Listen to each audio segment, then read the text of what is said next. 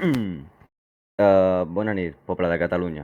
Germans i germanes, en Crist, avui ens apleguem sota aquestes voltes santes, no sols per resar, sinó per a donar gràcies.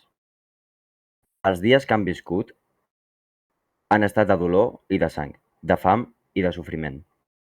Hem vist caure's de Madrid i hem vist caure les ciutats d'Espanya. Encara Barcelona ha resistit com a cor de la nació.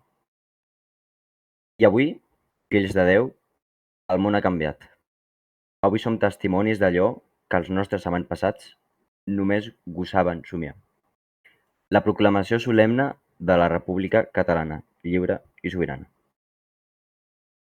No oblidem, però, que tota victòria humana és fràgil si no està sostinguda per la mà de Déu.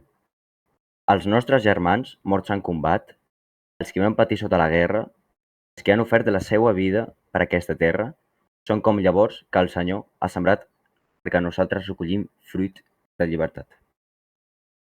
El poble català ha sofert llargament sota jou estrany, però, com el poble d'Israel que travessà el desert, hem arribat a la nostra terra promesa.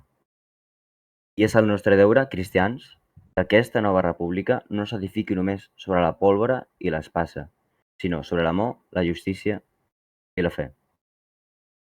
Per això us dic que Catalunya, alliberada, sigui també terra de Déu, que els nostres governs i les nostres lleis siguin sempre guiades per l'Evangeli. Que la pau que hem guanyat no es perdi en odi o venjança, sinó que esdevingui instrument de germanor entre pobles. Preguem, doncs, pels nostres caiguts, pels nostres enemics i fins i tot per aquella Espanya vençuda, perquè la misericòrdia del Senyor toqui també els seus cors. Però escolteu-me bé, fills, la flama d'Espanya no està del tot apagada. Aquella antiga foguera que cremava Castella, Aragó, a les terres de Granada i a les illes, encara brilla feblement dins nostre.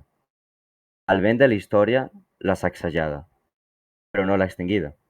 En aquesta nova república que ha nascut avui, la memòria de la mare Espanya continua respirant. No és contradicció, sinó misteri. Catalunya s'alça lliure, però en ella encara vibra l'ànima d'aquella nació que compartirem segles sencers, lluites, reis i creus.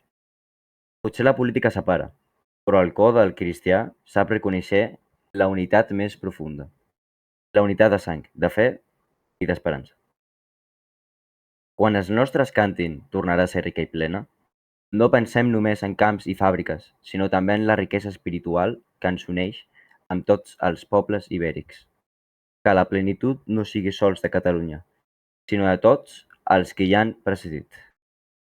I sí, la guerra ha estat dura, i la victòria ens ha costat suor i llàgrimes, però la flama no crema per destruir, sinó per il·luminar.